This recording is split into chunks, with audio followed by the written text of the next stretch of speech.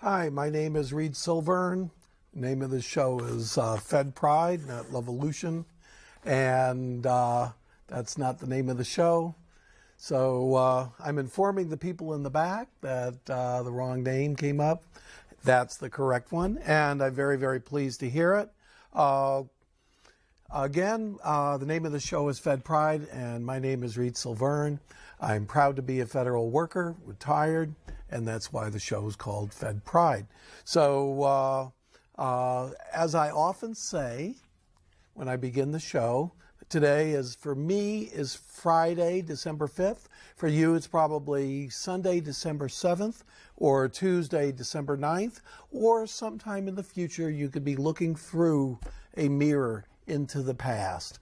Anything I say, therefore, is probably going to be obsolete. And on top of that, I am my own engineer, although I do have some help from the people in the back who put the name of the show up and set up my shot. So if I make a mistake, just like we had a mistake over here, it's part of the delightful unprofessionality of Fed Pride, of which we are proud.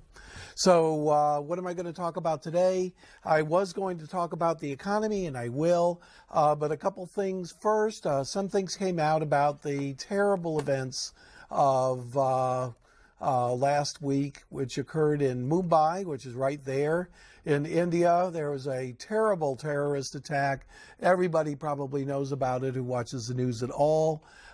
There was about a 72-hour siege of a couple hotels.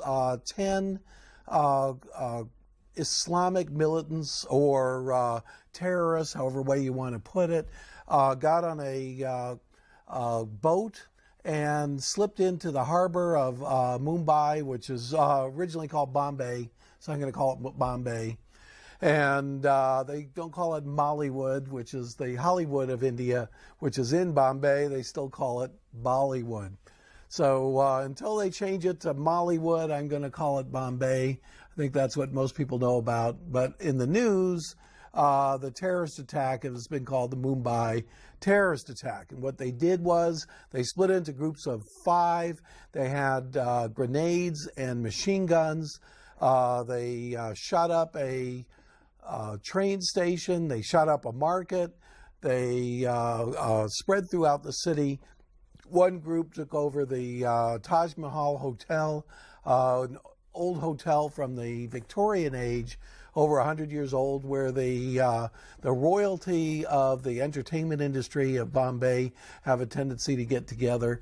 Another group went over and took over the Oberoi Hotel, I believe it's called. And there's another fancy hotel that a lot of foreigners are at. A third group went to a Chabad Lubavitch Jewish center, and there they took the hosts of the thing, American-born or an American rabbi and his Israeli wife. The child was spirited away by a nanny just as they were coming in and lived. There were some other people there. One was a anti-Zionist, anti-Israel Orthodox Jew, and a couple others were other Israelis. One was a Mexican woman of Jewish descent. All the Jews that were found there, as far as I can tell, were tortured and killed by the people who took it over. Naturally, that was besieged. Took a couple days to get in there, and they found the bodies when they finally took it back over. That was in a very crowded neighborhood. There are very, very few Jews in India, probably about 25,000 or 30,000 at the most. They date back 2,000 years, however.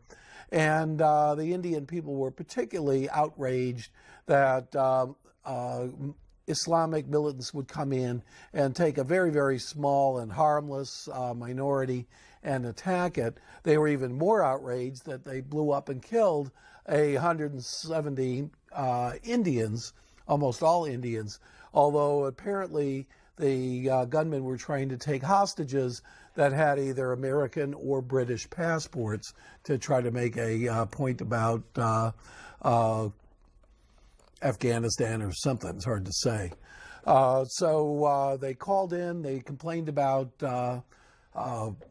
Kashmir. Kashmir is a Muslim majority region within India. Actually, it's this whole area over here. This area right in here is controlled by India. This area over here is controlled by Pakistan. And this area over here of Kashmir was taken over by China. So Kashmir is basically split between the three parties during the course of the 1940s and 50s, and has been a point of contention ever since. At first, these people who did all this damage, really horrible, criminal attacks, bloody, disgusting attacks, mostly not with car bombs particularly, but with grenades into crowded train stations and markets, actually physically shooting people up with machine guns. And then they took a lot of the hostages and tortured some of them, especially if they had foreign, especially Israeli or Jewish backgrounds. So they were pretty bad crowd, to say the least. Mumbai is just about there. Bombay was one of the original cities, even before the British took over all of India. They had three what they call factories, which were independent colonies, independent of the main Indian government in the 1600s, one of which was Bombay, another was Calcutta, and the third was Madras in different parts of India. And from there, eventually they spread and took over the whole Indian and Pakistani area, which was called the Indian subcontinent or the Indian Raj under the British. When the British left after World War II, the Indians wanted their independence. The independence movement was led by Gandhi and the Indian Congress Party movement. But right at the last moment, almost within a few months of when the British had arranged to leave in 1947, the head of the Congress Party, the most prominent Muslim in the Congress Party, is a guy named Al Jinnah, and he insisted on a Muslim majority state. He felt that the Muslims in India would be overwhelmed by the Hindus, and indeed they would have been. And they separated Pakistan and Bangladesh, which was called East Pakistan at the time, and set up a separate government for it. Unlike India, which became the world's largest democracy, first under the Congress Party for about 25 or 30 years, and then under the JNP and some other parties with real contested elections. The Indians always had contested elections at the state level, but for the first 30 years, the founding party, the Indian Congress Party, pretty much ruled. And the dynasty, which was the first prime minister was Nehru, and then his daughter was Indira Gandhi, and on and on and on, Sanjay, and so on and so forth. There have been about 4 Gandhis on the throne, so to speak, of India. And now the Indian Congress Party is, the last Gandhi was the Italian wife of the last son who was assassinated of Indira Gandhi, who was basically the grandson of Nehru, who was friendly with Gandhi, the original Gandhi, who's not related. Gandhi's a pretty common name. But Sonia Gandhi basically said, we're going to set up a government of the competent, and she put a guy in charge of the Indian Congress Party, who's now Prime Minister, Manmohan Singh, who's actually a Sikh, a small minority that had been kicked out of Pakistan, have no great love for the Pakistanis either. And that's very, very unusual for the Congress Party, because the Sikhs, or a Sikh, had murdered Indira Gandhi many, many years before. So it's a long and tangled story. I'm not going to go through the entire story of the history of India, but I probably could touch on a lot of things. But the final result was you ended up with a Pakistan. Bangladesh separated from Pakistan after a terrible, what they call cyclone, which is really more like a Hurricane Katrina type of thing, killed about 500,000 people in Bangladesh. There was a revolt, which was cruelly put down by the West Pakistani army. And India came in, this was 1971, and kicked Pakistan out of Bangladesh. And that's how Bangladesh became a separate little country over here. So Pakistan is over here right now. It's in the thick of our recent history with Afghanistan, the Mujahideen that fought the Russians. And Pakistan's an interesting place because its only real consistent long-term institution is the army. And the last 2 or 3 presidents of Pakistan, the civilian so-called governments, have been people who were generals basically in charge of the army and who then took over. That includes Sharif, and Sharif was overthrown by Musharraf, oh boy, our boy over there who just got overthrown. And the present person in control, or the present prime minister of Pakistan, is a guy named Zardari, and Zardari is the husband of Benazir Bhutto, whose family controlled Pakistan when they had democratic elections back in the 70s and 80s. So things have gone completely circular all the way back to having a prime minister who's associated with the Pakistan People's Party, which was the Bhutto dynasty, and they're kind of the parallels of the Gandhi dynasty in India. The only difference is that Pakistan usually is not dominated, and the government is not dominated by the political parties, it's usually dominated by the military. So this has been a change that has just recently occurred in Pakistan.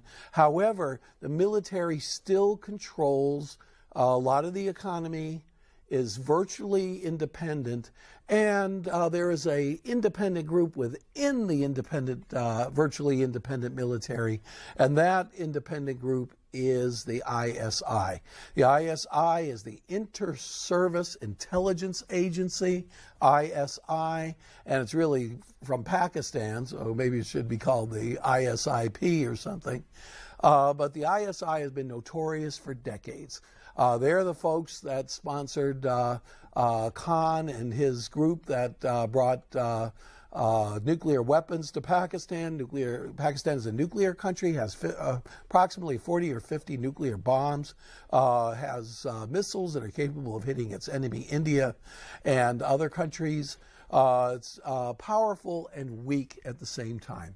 Now, in this part of Pakistan over here, there is what they call the Northwest Tribal area, or tribal frontier region, and that is a semi-independent region, and that is the area that sponsors the Taliban that has been attacking our troops in Afghanistan. We had overthrown the Taliban that had taken over Afghanistan in the 1990s, in 2001, because Al-Qaeda that attacked the Twin Towers in New York City actually planned that attack from Afghanistan.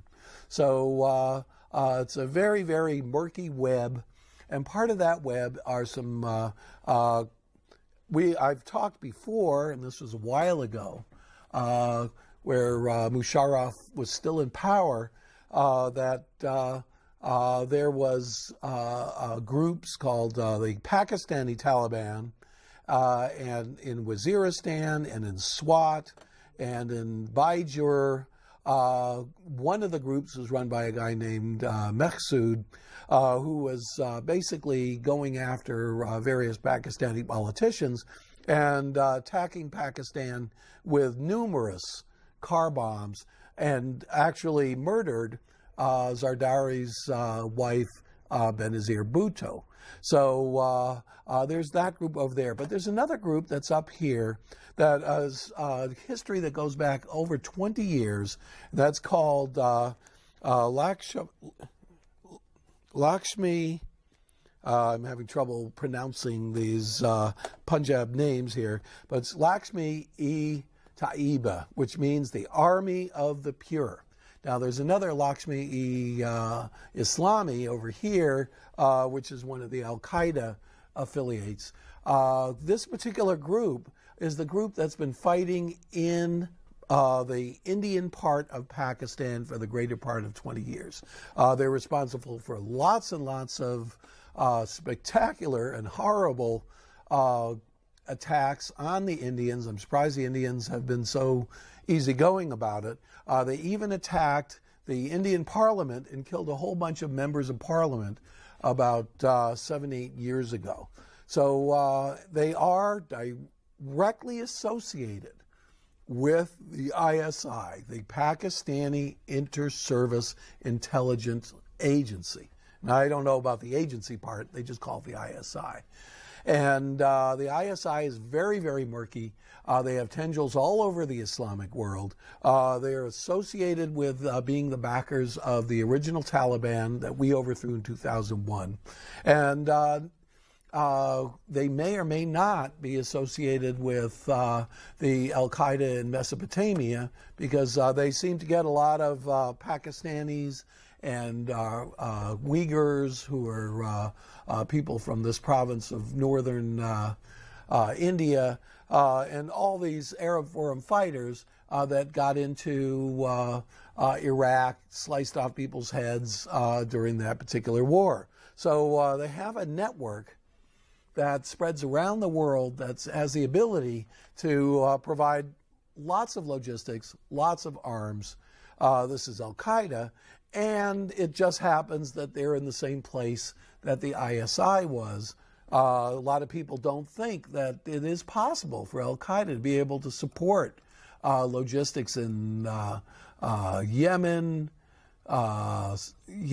Somalia, all over the place, and be able to supply these foreign troops, Iraq, Afghanistan, and so on and so forth, with such a strict and powerful and organized logistics chain without the help of a government. And some people think that the government within the government of Pakistan is the Pakistani army, and the government within the army, the government within the government within the government is the ISI. The ISI has never been completely under civilian control. People don't even know whether Musharraf controlled it. When he was our guy, we gave him $10 billion to fight the Taliban from 2001 to 2008 when he was overthrown. And basically, it's hard to say what the future holds.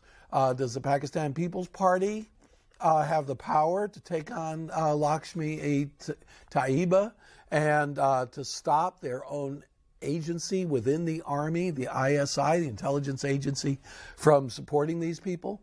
Because if they continue to support these people, now that India has proof, there were 10 Mumbai attackers, 9 of which were killed, which is probably what they wanted, 1 of which was not. And he claims that he was in a camp with the head of the Lakshmi-e-Taiba, Mohammed Saeed, who's famous for having associates with the ISI.